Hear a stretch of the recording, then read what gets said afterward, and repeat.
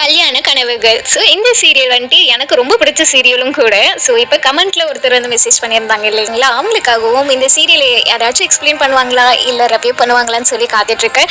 நம்மளோட சப்ஸ்கிரைபர்ஸ் ஒரு சிலருக்காகவும் தான் இந்த வீடியோ நான் போடுறேன். So let's see. ஸோ எடுத்த உடனே எபிசோட் 1ன்னு சொல்லி ஸ்டார்ட் பண்ணுறாங்க. அப்படியே ஒரு அழகான மார்னிங், அழகான ஒரு சிட்டி அதை தான் காட்டுறாங்க. அப்படியே என்ட்ரன்ஸ்ல வந்துட்டு பூ மாலை எல்லாம் கட்டி இருக்க ஒரு கல்யாண வீட்டை தான் காட்டுறாங்க. ஸோ அப்படியே இங்க ஒருத்தவங்க வந்து கோலம் போட்டுட்டு இருக்காங்க இல்லையா, அவங்க கிட்ட வந்துட்டு அவங்க டேடி வந்துட்டு அடடே ரொம்ப அழகா கோலம் போட்டிருக்கே, உங்களுக்கு ஒண்ணு தெரியுமா, அக்காவோட மாமியார் வீட்டுக்காரங்க வந்தாங்கன்னா ரொம்ப சந்தோஷப்படுவாங்க. ஏன்னா நான் இப்ப போட்டிருக்க கோலம் அவங்களுக்கு வரவேற்கிறதுக்காக தானே. சரி சரி பொது பொது எழுந்திரிச்சு உள்ள போ, நிறைய வேலை இருக்குல்ல. சரிங்கப்பா. அடடா என்ன பண்ணிட்டு இருக்கீங்க, இன்னும் ஏன் இங்க லைட் போடல, இன்னும் பொண்ணு வேற அலங்காரம் பண்ணணும், சீக்கிரம் விருந்தாளிங்களை வர ஆரம்பிச்சிருவாங்க, சீக்கிரம் வேலையை பாருங்க, ஃபங்க்ஷனுக்கு டைம் வேலை ஆயிட்டு இருக்கு, கொஞ்சம் வேகமா பண்ணுங்க. அட இந்த பூ ஏன் காலியா இருக்கு, ஏன் அலங்காரம் பண்ணல, இதுக்கும் பண்ணணும்ல. ஐயா பூ தீந்து போச்சு சொல்லியிருக்கோம், இப்போ வந்துடும் ஐயா, வந்த உடனே வேலையை முடிச்சிடலாம். அட டக்கு டக்குன்னு பண்ணுங்கப்பா, ஏகப்பட்ட வேலை இருக்கு. சரியா? சரிங்க ஐயா. அக்கா இன்னும் வேலை ஏதாவது பாக்கி இருக்கா? இங்க இருக்க வேலையெல்லாம் முடிச்சிட்டேன், கிச்சன்ல அல்வாவும் பாயாசமும் ரெடி ஆயிடுச்சான்னு பாரு. சரிக்கா. சே இன்னும் எந்த வேலையும் முடியல, பாக்குறதுக்கே அலங்குலமா இருக்கு. நம்ம இதையும் புடி, கொஞ்சம் தண்ணி கூட. சரி. அப்படியே திரும்பி பார்த்தா அவங்க மச்சினர் வந்துட்டு ஏதோ வேலை பார்த்துட்டு இருக்காரு. சாருக்கு என்னமாச்சு, பள்ளி மாதிரி செவுத்துல ஒட்டிட்டு இருக்கிறாரு. என் மச்சினிச்சு உங்களுக்கு ஒன்றும் தண்டனை தரலையே. அதெல்லாம் ஒன்றும் இல்லம்மா, நான் ஏன் அவருக்கு தண்டனை கொடுக்க போறேன், அவர் தான் எந்த தப்பும் பண்ண மாட்டாரு, அப்புறம் எங்க இருந்து தண்டனை கொடுக்கறது.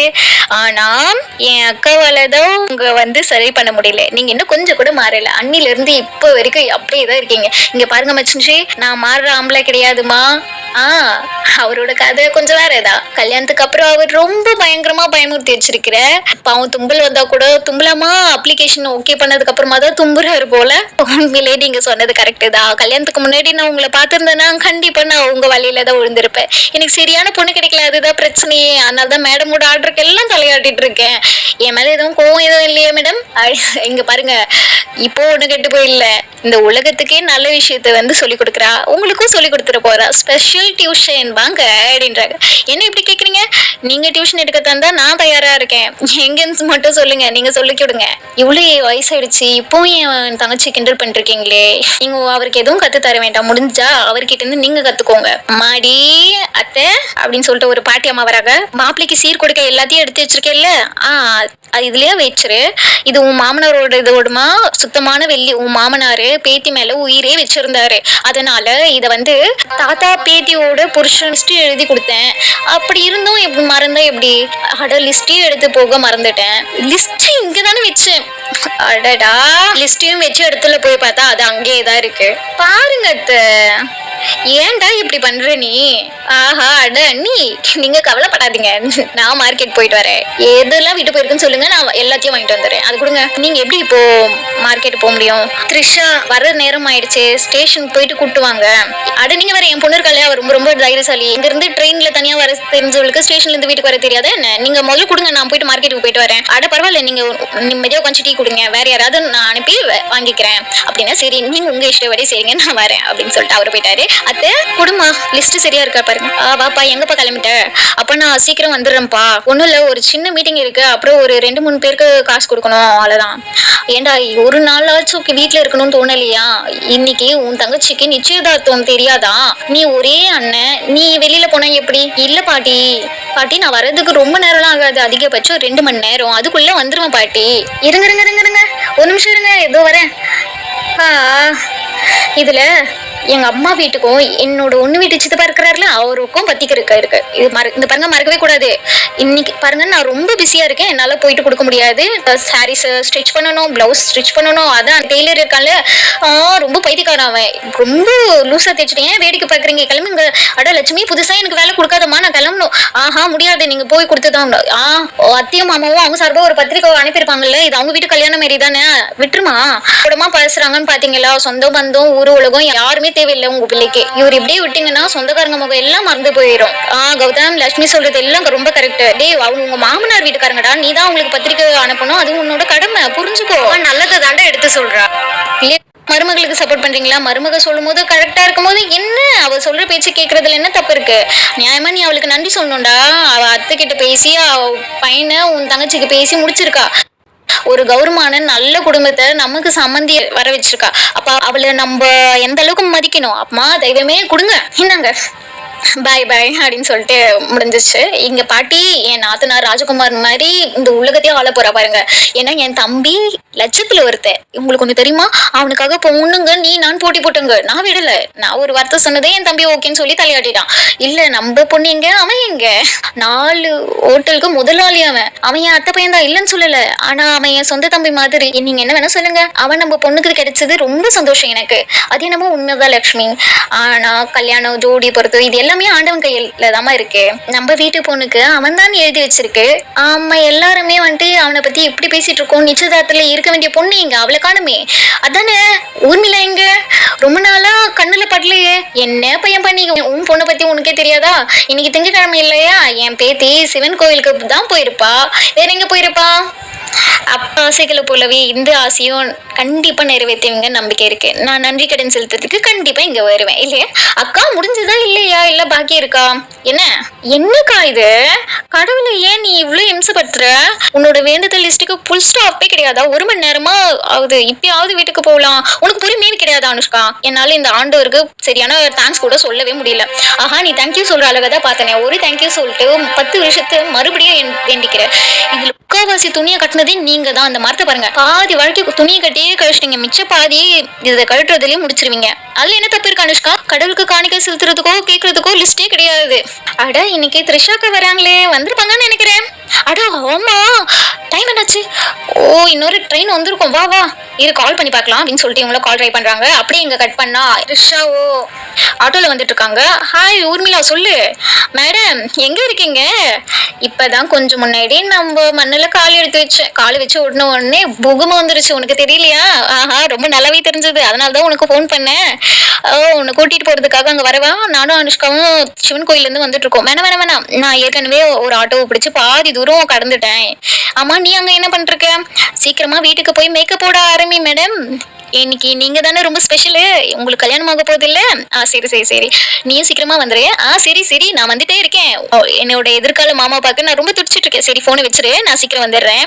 ஓகே பாய் ஜான்சி ராணி, சீக்கிரம் வந்துரு, பாய் அப்படின்னு சொல்லிட்டு இங்க கால் கட் பண்ணிட்டு இவங்களும் ஆட்டோல வந்துட்டு இருக்காங்க. ஸோ அப்படியே வந்துட்டு இருக்கும் போது ஆட்டோ ஏதோ ரிப்பேர் ஆயிடுச்சு. என்ன ஆச்சு அண்ணா? ஆட்டோல ஏதோ ரிப்பேர் போல இருக்கேம்மா, ரெடி ஆகாதுன்னு நினைக்கிறேன். நீங்க வேற ஆட்டோ பிடிச்சி போயிருங்களேன். ஆஹா பாவம், நீங்க என்ன பண்ணுவீங்க? சரி, நான் வேற ஆட்டோ பிடிச்சி போய்க்கிறேன். இது வரைக்கும் எவ்வளோ ஆச்சுன்னு சொல்லுங்க. 20 ரூபா கொடுங்க போகும். 20 ரூபாவா அப்படின்னு சொல்லி இவங்களும் காசு கொடுத்து வெயிட் பண்ணிட்டு இருக்காங்க. ஸோ ஏதாச்சும் ஆட்டோ வரும். நான் ஆட்டோ அண்ணன் நாராயண நகருக்கு போகணும். வரும் வரும். எவ்வளோ கேட்குறீங்க? 100 ரூபாவா? 100 ரூபாவா? ஸ்டேஷன்லேருந்தே இங்கே 20 ரூபா தான். 20 ரூபா கொடுத்துருக்கேன். 70 ரூபா தரேன், வரீங்களா? ஆஹா, இப்போ விலைவாசிலாம் ரொம்ப ஏறி போயிடுச்சுமா. 100 ரூபாய்க்குலாம் வர முடியாது. அப்புறம் உங்க இஷ்டம். மேடம் நாங்கள் ட்ராப் பண்ணுறோம் மேடம். அட கூட்டிட்டு போப்பா, பாவம் மேடம் ரோட்ல நிக்கிறாங்கல்ல அப்படின்னு சொல்லி அந்த பசங்க எல்லாம் வந்துட்டு கலாய்ச்சிட்டு இருக்காங்க. ஒரே ஒரு லுக்கு மட்டும் போதுமா? சீக்கிரம் வா சீக்கிரம் வா. என்ன யோசிக்கிறீங்க? கூட்டிட்டு போங்க. இன்னைக்கு உங்களுக்கு அதிர்ஷ்டம் தான். பேசாம நாமளும் ஒண்ணு சொல்லண்டா, நாளையில இருந்து நம்மளும் ஆட்டோ ஓட்டலாம். செம்ம ஐடியா இல்ல அப்படின்னு சொல்லி அவங்கள கலாய்ச்சிட்டு இருக்காங்க. மேடமே வருவாங்கடா. அதுல கூட அழகா இருக்காங்கல்ல. என்ன சொன்ன? தைரியம் தான், திரும்ப சொல்லு. ஏன் மேடம், காதல ஏதாவது பிரச்சனையா? போலீஸ் ஸ்டேஷனுக்கு எடுத்துட்டு போயிடுவேன். அவங்க 4 நாள் சாத்தி சாத்தி உள்ள தள்ளினா கொழுப்பு அடங்கிடும். உங்களுக்காக எத்தனை அடி வேணாலும் வாங்கலாம். அதுக்கு முன்னாடி உங்ககிட்ட இருந்து ரொம்ப மோசமான ஆளுங்களா இருப்பீங்க போல. அட நீங்க சரியான ஜான்சி ராணியா இருப்பீங்க போல. கோவத்தை பார்த்தா அப்படிதான்டா இருக்கு. தேவையில்லாம வெறுப்பேத்தாதீங்க, போலீஸ் கூப்பிட்டுருவேன். சரி, நீங்க போலீஸ் கூப்பிடுங்க, என்ன நடக்குதுன்னு பாக்கலாம். உங்க வாழ்க்கையில மறக்க முடியாத அளவுக்கு அடி வாங்குவீங்க.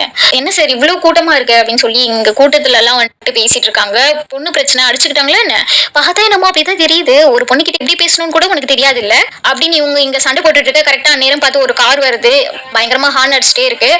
எனக்கு ஒன்னும் தேவையில்லை, எனக்கு ஆட்டோவே தேவையில்லை அப்படின்னு சொல்லிட்டு நான் நடந்தே போய்க்கிறேன். அவங்களும் நடப்பயணத்தை ஸ்டார்ட் பண்றாங்க. அப்பயும் அந்த பசங்க விடுற மாதிரி தெரியல. இங்க இவரும் வந்துட்டு விடாம ஹார்ன் அடிச்சுட்டே இருக்கிறாரு. என்னதான் நடக்குதுன்னு வெளியில போய் பாப்போமேன்னு சொல்லிட்டு ஃபர்ஸ்ட் விண்டோ திறந்து பாக்குறாரு. விண்டோ திறந்து எட்டி பார்த்தா என்ன ஒண்ணுமே புரியலையே, ஏன் இவ்வளவு கூட்டம் இருக்கு ரோட்ல? எப்ப பார்த்தாலும் கூட்டம். ச்சே, ஹலோ என்ன ஆச்சாங்க? ஏதோ கலாட்டா போல இருக்கு செய்றாங்க. ஒரு பொண்ணு வேற நிக்கிது அப்படின்னு அவர் சொல்லங்காட்டி இவரும் வந்துட்டு இறங்கி போயிட்டு என்னன்னு பார்க்கலாம் அப்படின்னு சொல்லி டோரே திறந்து இறங்கிட்டாரு. இவர் தான் நம்ம ஆக்சுவலா ஹீரோ. ஏற்கனவே லேட்டு இந்த கும்பல் வேற எப்படிதான் போறணும் அப்படின்னு சொல்லி இவரும் வந்துட்டு புலம்பிட்டே வந்து கிட்டதான் போய் பார்ப்போம் அப்படின்னு சொல்லிட்டு இவரும் கிட்ட போகிறாரு. தள்ளுங்க தள்ளுங்க, எதுக்காக கட்டிட்டு இருக்கீங்க? எதுக்கு டிராபிக் ஜாம் பண்றீங்க? என்னதான் பிரச்சனை அப்படின்னு சொல்லி இவரும் வந்து கேட்க, இவங்க ரொம்ப நேரமா என்னை வெறுப்பேத்திட்டு இருக்காங்க, தேவையில்லாம என்னை வம்புக்கு இழுக்கிறாங்க அப்படின்னு சொல்லி அந்த பொண்ணும் சொல்றாங்க. இவரு அப்படியே ஸ்டைலா கூலிங் கிளாஸ்லாம் கழட்டிட்டு என்ன அவங்கள திட்டுவாங்கன்னு பார்த்தா இவர் என்ன முடிவு எடுக்கிறாரு பாப்போம். அப்படியே அடிக்க போற மாதிரி கிட்ட வராரு. என்ன பண்ண போறாரு ஒன்னும் தெரியலையே, வாங்க பாப்போம். சார் இப்ப ஹீரோயிசம் காட்டுறதா இருந்தா அவரை அடிச்சு துவம்சம் பண்ணிருவாங்க. பட் ஆனா ஹீரோயிசம்ல காட்டல போல. அப்படியே பேக் எடுக்கிறாரு. அப்படியே திரும்பி இவங்க வந்து லெகின் போட்டிருக்கிறத ட்ரெஸ் பண்ணி இருக்கிறத எல்லாம் முழுசா பார்த்து என்னடா த்ரிஷாவை பார்த்து அவங்களோட ட்ரெஸ்ஸிங் சென்ஸை பார்த்து கிரிட்டிசைஸ் பண்றாரு. நீங்க இந்த மாதிரி எல்லாம் ட்ரெஸ் போட்டு வந்தீங்கன்னா பசங்களை உங்களை கிண்டல் பண்ணுவங்களே தவிர மரியாதை எல்லாம் கொடுக்க மாட்டாங்க. வாட்? எஸ், போங்க எல்லாரும் போங்க. என்ன நீங்க இப்படி எல்லாம் பேசுறீங்க? ஐ didn't expect this from you. What are you talking about? You listen to me. இது ஒரு சின்ன விஷயம், இதை போய் பெருசாக்குறீங்க. முடிஞ்சிச்சு இல்ல, பசங்க உங்களை கிண்டல் பண்ணாங்க, பதிலுக்கு நீங்க திட்டிங்க, அவ்வளவுதான். வேலையை பாருங்க, போங்க மேடம். எல்லாரோட வேலையும் கெடுத்துக்கிட்டு நல்லா டிராபிக் ஜாம் ஆயிட்டு இருக்கு. இவங்க எல்லாரும் விட நீங்க கொஞ்சம் வித்தியாசமா இருப்பீங்கன்னு நினைச்சேன். ஆனா ஃபேக்ட் என்ன தெரியுமா? நீங்க இந்த கும்பல ஒருத்தர் தான். உங்க தாட் வந்து ஒரே மாதிரி தான் இருக்கு. இவங்கள மாதிரி கீழ்த்தனமா இருக்கு. நீங்க எனக்கு சப்போர்ட் பண்ணுவீங்கன்னு நான் நினைச்சேன். நீங்க என்னன்னா நான் சப்போர்ட் பண்ணுவேன் நீங்க நினைக்கலாம் கூடாது. சப்போர்ட் கேக்குறாங்களா? சப்போர்ட். நான் எதுக்காக உங்களுக்கு சப்போர்ட் பண்ணணும்? மாடர்னா இருக்கணும்னு ஆசைப்படுறீங்க, அது மட்டும் இல்லாம பசங்களுக்கு ஈக்குவலா இருக்கணும்னு ஆசைப்படுறீங்க. அப்ப நீங்க இதெல்லாம் தாங்கிக்கிறதுக்கு தயாரா இருங்க, புரியுதா?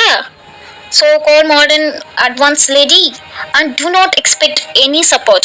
கிளம்புங்க போங்கன்னு சொன்னல, போங்க கிளம்புங்க. என்ன கிளம்புங்க, எல்லாரும் கிளம்புங்க போங்க. சரி சரி பாய் பாய் அப்படின்னு சொல்லிட்டு அந்த பசங்களும் பைக்ல கிளம்பி போயிட்டானுங்க. ஸோ அப்படியே இந்த அம்மா வந்துட்டு பயங்கர கோபத்தோடு இருக்கிறாங்க இவர் மேல.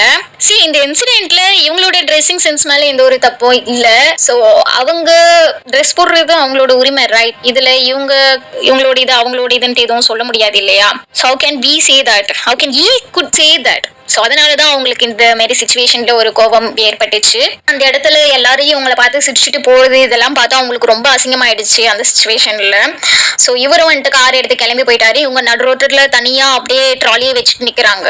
அப்படியே இங்க கட் பண்ணா வீட்டை தான் காட்டுறாங்க. வீட்டுல கல்யாண வேலை எல்லாம் போயிட்டு இருக்கு. என்னமா இது, இதெல்லாம் நீ ஏமா பண்ணிருக்க? நான் நீ செய்ய வேணாம்னு சொன்னல, அதை கீழே இந்த வேலையை யார் வேணா பண்ணுவாங்க, போ நீ நல்லா ஓய்வு எடுத்துக்கோ போ. பாட்டி கொஞ்சம் தான் சீக்கிரமா முடிச்சிருவேன். பாட்டிவே எதிர்த்து பேசுறியா? இந்த மாதிரி வேலை செஞ்சுட்டு இருந்தியானா சாயந்தரம் முகம் சோர்வா இருக்கும். அடியே வெக்கமா இல்ல? நல்லா குதிரை மாதிரி வளர்ந்து நிக்கிற உன் அக்காவுக்கு கல்யாணம், அவ வேலை செஞ்சுட்டு இருக்க, நீ என்னடான்னா நெயில் பாலிஷ் போட்டுட்டு இருக்க. அப்படிதான் பண்ணுவேன். நான் ஒரே மச்சு நிச்சயாச்சு, அக்காவை விட இன்னைக்கு நான் தான் ரொம்ப அழகா இருக்கணும், வரவங்க எல்லாம் என்ன பாராட்டணும்.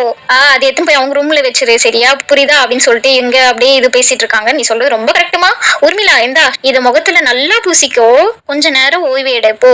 பாட்டிப்பா அதெல்லாம் வேண்டாம். அட நீ உன்ன பாதாம் பிஸ்தா பன்னீர் ரோஜா இதழ் சந்தனம் எல்லாம் போட்டு அரைச்சி எடுத்து வச்சிருக்கேன். இத முகத்துல போட்டு காய வச்சு கழுவுனேன்னா முகம் அப்படியே பல பலன்னு இருக்கும். பாட்டி இந்த பாதாம் பருப்பு சாப்பிடறதுக்கே வழி இல்லையா? நீங்க அதுல மூஞ்சில வேற பூசிக்க சொல்றீங்களா? நல்லா இருக்கு, பூசிக்கோங்க, எல்லாரும் பூசிக்கோங்க. பாட்டி நானும் அதை போட்டுப்பேன், நீயும் பூசிக்கோ, நானும் எடுத்து வச்சுக்கிறேன். நீ எதுக்கு இதை போட்டுக்கணும்? வா வா வந்து லட்டு பிடி வா. சேத்து நீ ஒன்னும் செய்ய வேண்டாம், நான் பாத்துக்கிறேன். ஊர்மிளா பாட்டி சொன்ன மாதிரி அதை பூசிட்டு கொஞ்ச நேரம் படுத்துக்கோ. அம்மா நான் கண்டிப்பா இன்னைக்கு படுத்து தூங்க மாட்டேன். த்ரிஷா வந்துட்டு இருக்கால, நாங்க எல்லாம் சேர்ந்து அரட்டடிக்க போறோம். சரி உன்னோட இஷ்டம், தூங்க வேண்டாம். ஆனா இதை கொஞ்சம் பூசிட்டு சும்மா உட்காந்துட்டு இருக்கலாம்ல, அதை வச்சிருமா போ.